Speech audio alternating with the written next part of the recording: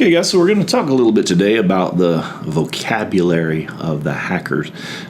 Ethical hacking and pen testing have a unique set of language that it's important to know. Basically, the only way to really get in touch with a new technology or new techniques or new knowledge is to learn the vocabulary. That's the framework that we hang knowledge on. So let's go ahead and look at some of the vocabulary here and see if we can get comfortable with it.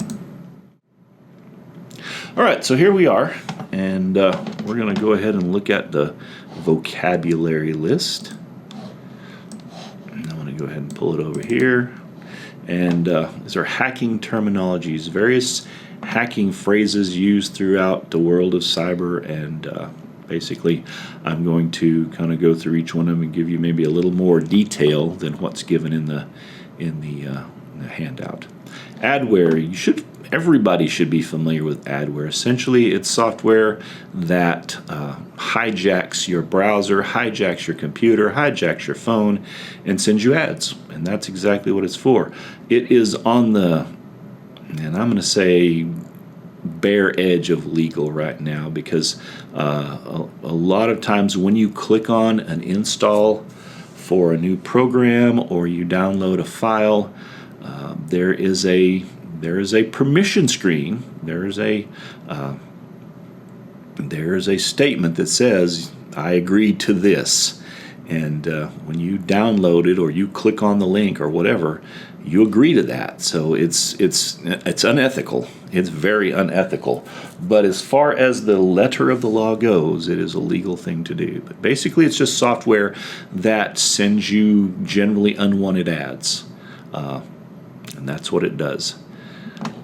A backdoor is basically it's a hole in security.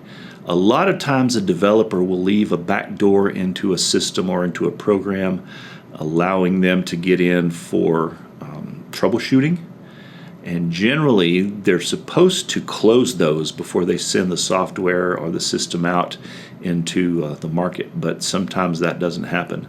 And so it can be discovered by an astute hacker. They can go and reverse engineer the program, or they can dig into the system and they can find these backdoors. Basically, it's a hidden entry. Its original purpose is to be used by the developer to get in and out for troubleshooting purposes without having to go through all the login processes and whatnot. But a hacker can use it to get in and take over the system or compromise the system in other ways. So a backdoor is just a sneaky way into a system or into a program. A bot is, if you've ever played any kind of online games, you know what a bot is. It's a series of instructions or commands. It's some code that performs a task at a high rate of speed over and over and over again. There used to be a thing called a spam bot. And what it would do is it would send emails to you. You could spam bomb someone and just send them thousands and thousands and thousands and thousands of emails a minute, and basically just shut down their email program, just completely fill up their inbox. And that was a fun thing to do to your friends and loved ones. But basically it's a program. It's a set of code that just does a task over and over and over again. That task can be something simple like sending an email or clicking a link, or it can be something complicated like going into a game and grinding for hours and finding treasure. If you're familiar with the term grinding in gaming, then you know exactly what a bot does. A botnet, on the other hand, is a group of computers that have been taken over by a spammer. Essentially, to be part of a botnet, your computer has some kind of software running on it that you don't know about, but it allows a nefarious character to take over your computer and use it for some other purpose. Generally, what they're used for is distributed denial of service attacks, which we'll look at shortly. A DDoS, or distributed denial of service attack, is an attempt to drown a server in requests by having a lot of different computers all send it requests at the same time. And you can set up a botnet so that a lot of computers who don't even know that they're doing it are sending out web requests or sending out emails or whatever, and they're sending them to a server in order to shut that server down. So it's a group of computers controlled without the owner's knowledge. You can send spam, you can do denial of service attacks. It acts like a remote control, basically. brute force attack. This is an attempt to break into a website by guessing the password, and that's all it is. There is a text file out there, which we'll learn about a little bit later in this class, called Rockfish. And basically, it's a list of just thousands and thousands and thousands and thousands of username password combinations. It's been collected for years. It's been compiled over many years. From every time a hacker successfully breaks into a system, they add that username and password combination to the list. And so this list is millions and millions of entries long. And basically what a brute force attack does is there's an application out there that will just try over and over and over again different combinations of username and passwords to see if it can break into a system. Because a computer can do this very quickly, very, very quickly, what can happen is what would take you years to do, a computer can do in minutes. And so a computer can try a million password and username combinations in just a few minutes. And a lot of times if someone's using a very common username password, or if they've been hacked before, then that combination will be in the list, and their network is open to hacking. So basically it's just a brute force attack. It's just a simple kind of attack, just guessing passwords and username until it gets in. And oddly enough, it still works. Now, the defeat for that, or the defense for that, is to, if you've ever been to a website that lets you try 3 times or 6 times, and then when you can't get in, or when you've forgotten your password, it tells you, sorry, your account's locked for an hour. Well, that is how you defeat a brute force attempt. You make it a limited number of attempts, and then you lock the account for an hour or 2 hours or whatever, and that will prevent most brute force attacks. Because after 6 tries, the odds of guessing are very, very, very small. You need thousands and thousands of tries in order to successfully guess. So if you can only do 6 at a time and then you have to wait for an hour, the return on that investment is not very good. But that is what a brute force attack is, and it still works because a lot of people haven't initiated or haven't built in the proper defenses for it. Buffer overflow. This is bad programming, is what it is. In a program, it is possible, because a buffer is a section of memory that's allocated for a certain amount of data. If you stuff more data into that buffer than the buffer was allocated to hold, then the program will crash. And generally, you can get into the program that way, and you can get it to jump over code that would ordinarily protect the program. So buffer overflow is a flaw that occurs when you stuff more data into a buffer or a memory block than it's supposed to hold, and then you can crack the program. We'll talk about cracking in just a moment. Clone phishing, it's a modification of existing legitimate email with a false link. If you've ever seen a link from mastercard.com or from citibanks.com, they look exactly like the emails that you would get from legitimate business, because what happens is the hacker will take a legitimate email and copy all the graphics and copy the formatting and everything, paste it in, and then we'll put in a nefarious link that the person should be clicking on. And so without looking at the address, you cannot tell that it's not from the person you would expect it to be from. So the trick with emails, always, always, always, is check the sending address.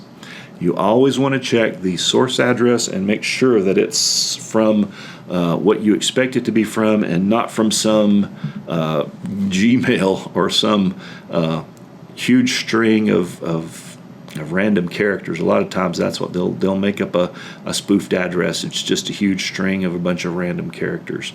So if you ever see that as a source email address, you know that this is a phishing attempt. A cracker is a person who modifies software in order to access features considered undesirable by the person cracking the software, usually copy protection features. Once upon a time, not so many years ago, there was a marketing strategy called shareware. And so you would download basically a demo that actually had 100% functionality. You could use the program without limitations for 6 months or 9 months or a week or 24 hours or whatever. And then the developer expected you to pay for the software if you liked it. So you had a chance to take it out for a ride, and then if you liked it, you paid him, and he sent you a password or a key that would unlock the software permanently, and then you legitimately had license to use that software. Crackers developed the ability to go in using things like buffer overflows that we talked a little bit about earlier. They found a way to go in and look at the code or run past the protection, the copy protection inside the code, in order to use the program without paying for it. And that's basically what a cracker did. That was a person that cracked software and then used it without paying for it, or sold it on the market to be used without paying the full price for it. We talked about a denial of service attack. Basically, it's an attempt to shut down a server or network resource by just drowning it in service requests. You can shut down a web server if you send it enough web requests quickly enough, one after another. The firewall that protects that web server will usually shut down the entire interface to protect the web server. So the firewall recognizes a DOS attack and it shuts it down. Now, that didn't used to happen. Used to you could completely shut down a web server and make it reboot because you sent it so much traffic. Nowadays, like I said, firewalls are set to protect. They're set to protect the web servers by shutting down any incoming traffic that they feel like is suspicious. Now, the trick is to use a botnet, because if you send the denial of service attack from the same IP address, the firewall will lock it down and it will start ignoring that IP address, and your packets will just be wasted. But if you use a botnet, then there are a lot of different IP addresses, and most of them are legitimate. And at that rate, then the firewall doesn't really know how to handle that. And so its only option is to shut the whole network, which is what you're trying to do, is shut the web server down in the first place. So denial of service attack is an attempt to drown a server of some kind or some other network resource by just sending it a ton of requests that it can't respond to in time. And then we talked about distributed denial of service attack. That's using a botnet. That's using a lot of different computers, either as a botnet unknown to the user or as a malicious coordinated attack by a lot of hackers. Either way, what it amounts to is a lot of computers sending a lot of requests to a single server in order to shut it down. ExploitKit is a software system designed to run on a web server. Basically, when a client logs into a web server, some information is passed about the client's operating system and whatever programs it's using to access resources on the server. And so an exploit kit would look at those and check down the list of the software that it has and say, okay, well, it's using some kind of this email program or that web browser, and there's a vulnerability there. So then the exploit kit will download a payload of some kind that exploits that vulnerability. So basically, an exploit kit is a booby trap. An exploit then is a piece of software, code, or a sequence of commands that takes advantage of a bug in a browser, in a program, in an operating system. Essentially, an exploit is something that you would use to hack. It's a payload that you would use. You would write some code, or you would send some sort of a series of commands that would make that system that has the vulnerability, it would take advantage of that vulnerability to compromise the system. A firewall is either a hardware or software, and you need to add that into this definition. This is not the best definition. A firewall can be a hardware appliance, kind of like a router, but instead of being just a router, it's a packet filter. So it can be a hardware device, or it can be software installed on individual computers. But basically what it amounts to is it filters packets. It stops unwanted packets or malformed packets or any kind of packets that it doesn't expect, and it allows packets that it does expect. Basically, firewalls operate on a set of rules, and we'll talk about those a little bit later. But the thing to know about firewalls is by default, all incoming traffic is blocked. And that is not incoming traffic that you've requested through outgoing traffic. That's incoming unrequested traffic. So if you open up a new server on the network, you have a new firewall installed, and someone tries to access it from the outside, by default, they will not be able to, because by default, all firewalls block incoming traffic, and you have to open up holes in the firewall, which we'll talk about later. A keylogger or keystroke logging is a process of tracking the keys. So it's easy to put a little computer program on someone's computer, and all it does is it tracks the keys that are hit on the keyboard. It just makes a list. And so essentially what happens is if you log into a website, if you log into your bank, it logs the keys that you pressed. It just makes a long string of text of just key presses.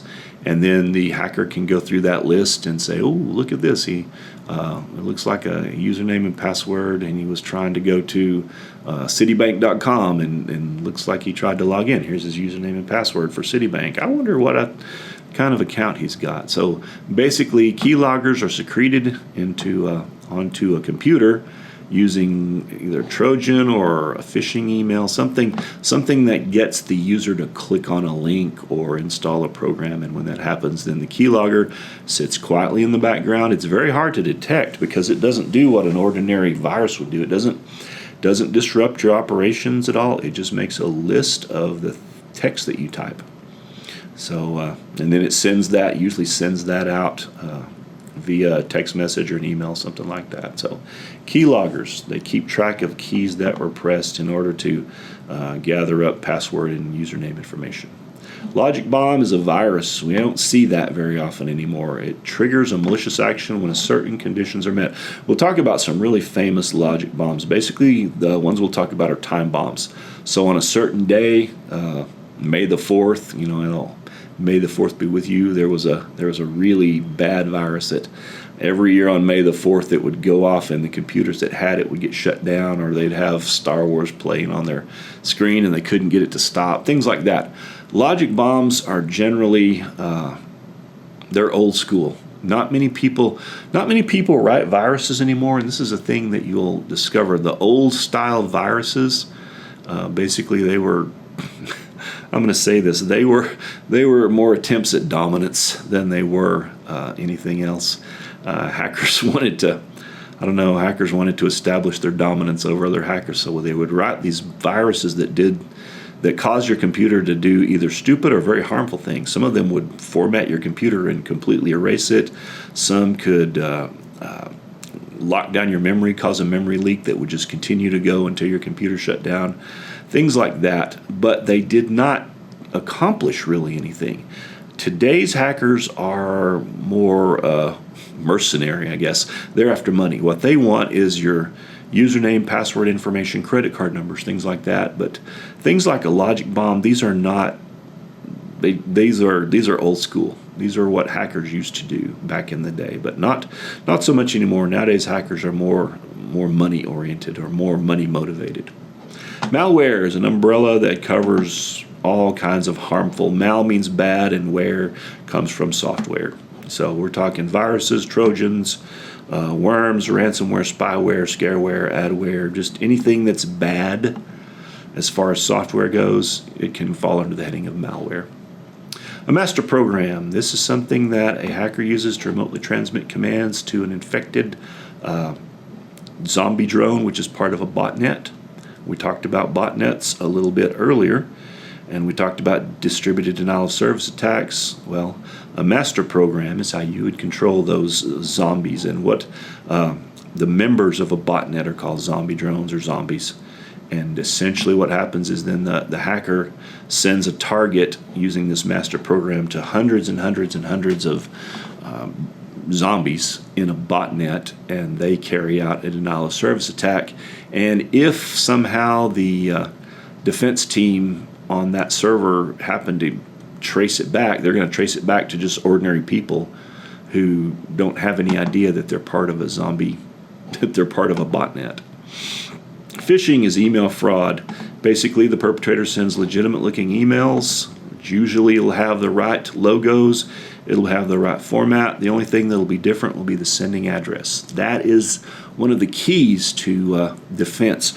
When you're dealing with corporate, particularly a corporate environment, it's very important because corporate people get drowned in emails anyway. It's important to train your workers. They need to look at the source address, and they need to look at it in depth. They don't need to look at what's printed on the email. They need to double click on the email address and make sure that what's printed there is in fact the email address that it came from. We'll talk about how we can look at the email address, the right email address before too long. But the main thing is they need to make absolutely sure the email address that they're opening, the email they're opening is from the address that they expect. Phreakers are not a thing anymore, to be honest. A phreaker was considered the original computer hackers. Basically, they were phone hackers. They were phone freaks. A long time ago, you guys probably won't even remember, but a long time ago, there were things called payphones, and you could make phone calls by putting quarters into the phone. And this was an analog system. This is the miracle of it. This is what made it vulnerable. It's an analog system and operated on tones at certain frequencies, like musical notes, basically. And the way that you generated those tones was by dropping quarters into the slot. And so if you had a microcassette recorder, you could record those tones through the handset of your phone as you drop the quarters in. So you would drop $5 worth of quarters into a phone and then hang the phone up really quick and get your quarters back. While you did that, you recorded the sound that the quarters made when they dropped in, because it would play those tones as you were dropping the quarters, because those tones traveled along the phone lines and they went to the phone switching station, and the switching station's circuitry said, okay, you've put in enough money, I'll connect the call. So once you had that sound recorded, then you could pick up any payphone, play the sound into the speaker or into the handset of the phone, and you could make your phone call. And the phone company, it sounded like the quarters had been dropped, and so the circuit would connect. So that's what a phreaker was. Nowadays, with cell phones, and there are really no more payphones in the world, phreakers are an extinct breed, I guess you would say. There really are no more phreakers, but that's what they did, and that's a good definition to know. It's a good piece of history. One of the first cybersecurity arrests ever made was Fabulous Furious Freak, and he was, I forgot how many millions of dollars in phone charges they got him on. But that's what it was. He was just recording the sound. In fact, one phreaker got so good that he could duplicate the sounds of the quarters with a whistle. There's a little hand whistle, and we'll talk about this more in detail. We'll actually look at the case study. But basically what he would do is he would blow this whistle into the phone when they asked him to deposit the quarters, and he could deposit as many quarters as he wanted, just blowing the right frequency, the right tones with this whistle. It required number one, it required perfect pitch, which that's a thing that not many people have, but he could hear the pitch and tell if it was right or not. And so he would blow this whistle into the phone, and it would connect him, and he could make free phone calls that way. So used to, phone calling was expensive. Long distance was very expensive. And so being able to make free phone calls was quite the profitable thing. A rootkit is a very sneaky type of software. Essentially, it hides in the master boot record. It hides not in the file record where most malware is found, but it hides in the master boot record of the disk, and it will basically never go away unless you essentially have to format the entire disk. There are some programs that will remove rootkits, but I've never trusted a disk that had a rootkit on it that claimed to have had it removed. Rootkits are very hard to get rid of, and basically they're very hard to detect.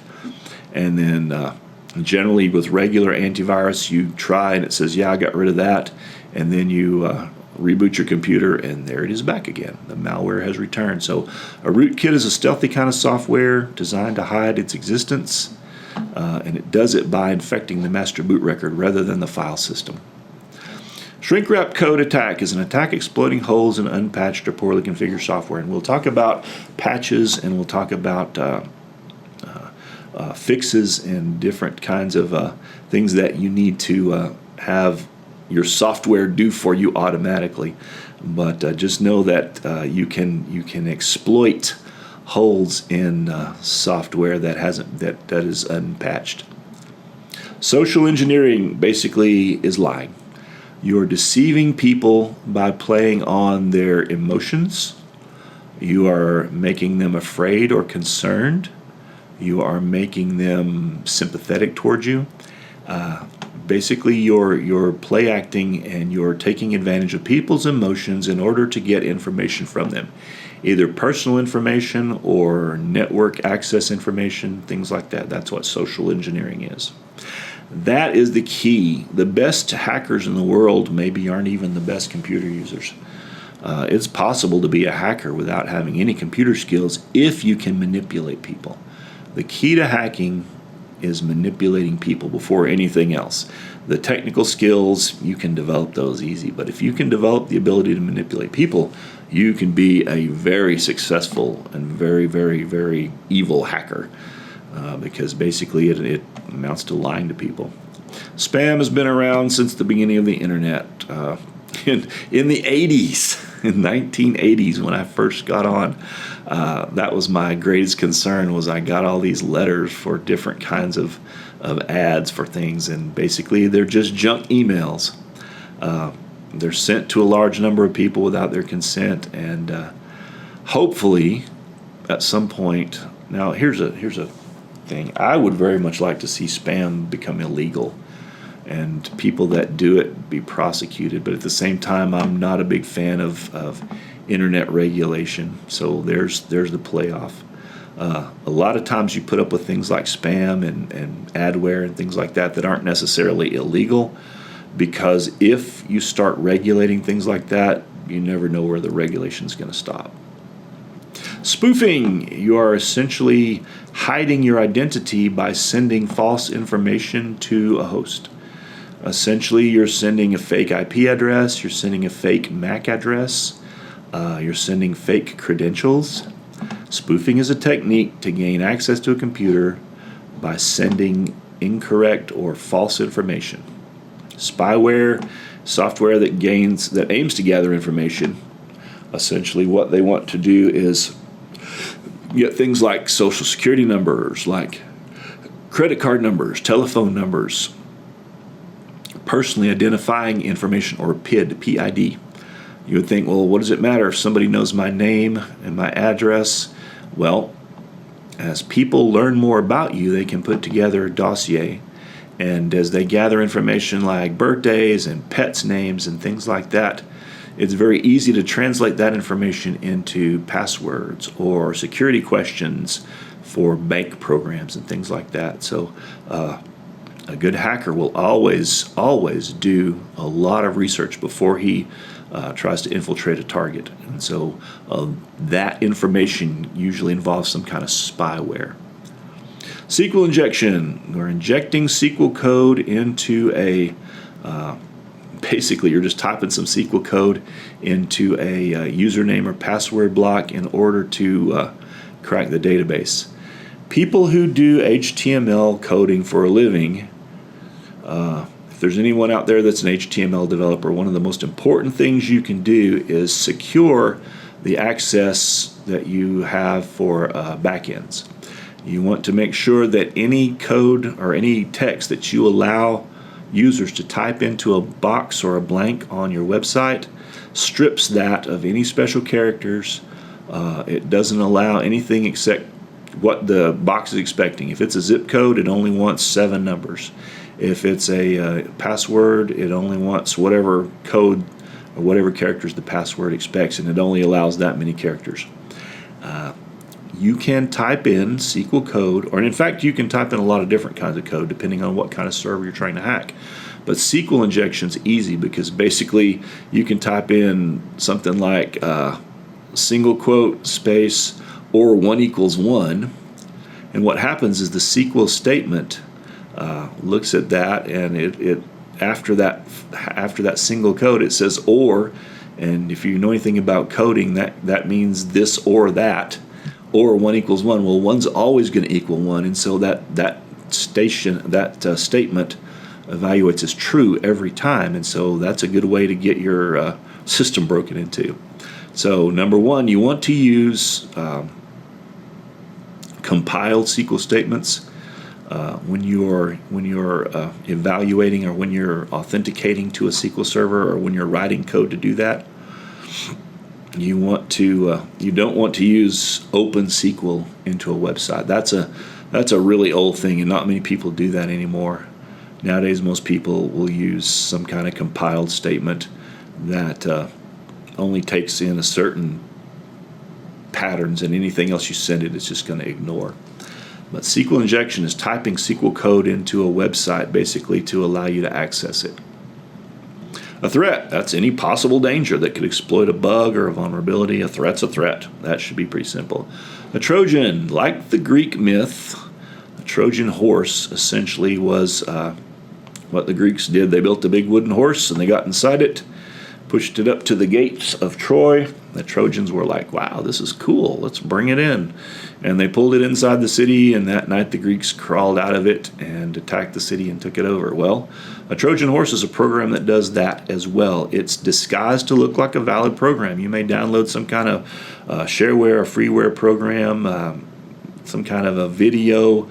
There's a lot of things that you can hide malicious code in. And essentially you install it, you run it. This is great, it works. And then a little bit later you discover that all your bank account is completely empty and that your Netscape account or your Netflix account has been hacked. So a Trojan horse is a program that's disguised to look like a valid program, but it's in fact malware.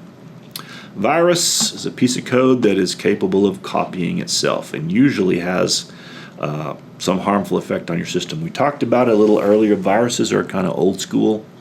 They don't usually exist much anymore because the purpose of a virus was mainly to harm the system or to destroy data or to, if nothing else, to do something funny that irritated the computer user. Nowadays, people want credit card numbers and bank account information. They don't really want to just play games with you. They want to steal from you. And so viruses aren't nearly as common as they were at one time. Vulnerability is any weakness that a threat can exploit. So a vulnerability is an unpatched system. It's a password that doesn't use enough characters. It's any vulnerability, any weakness in a system that allows a hacker to compromise. Worms are a virus or a type of virus, but they can send themselves from one computer to another, either on a network or on the internet. Essentially, it's a self-replicating virus, but it can mail itself or it can text itself. It duplicates itself in the active memory. It sends copies of itself to everyone else on the network, and pretty soon everyone has the worm. And generally, the worms also have a payload, either a virus or some kind of malware that does something else. Cross-scripting is like SQL injection. Essentially, you're taking advantage of vulnerabilities in a website by injecting code into that website. And then finally, a zombie drone. We talked about that. This is something that a hacker would use in a distributed denial of service attack. A zombie drone is a computer that belongs to some civilian out there who's completely unaware that their computer has been hijacked.